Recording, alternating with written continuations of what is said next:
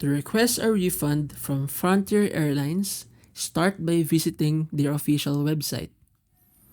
On the main page, scroll down until you find the FAQs section and click on Learn More. This will take you to a page with detailed help options.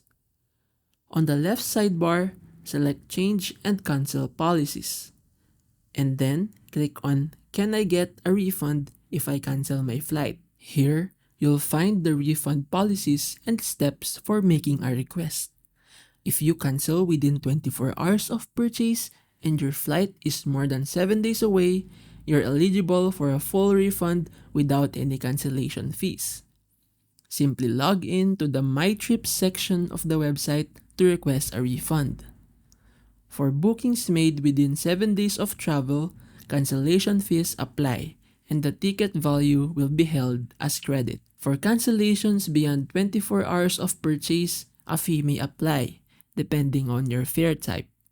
If you purchase the Works package, refundability is included and you can request a refund using their online form on the My Trips page. Always cancel more than 24 hours before departure to retain ticket value, as failure to do so results in a service charge equal to the ticketed flight's value.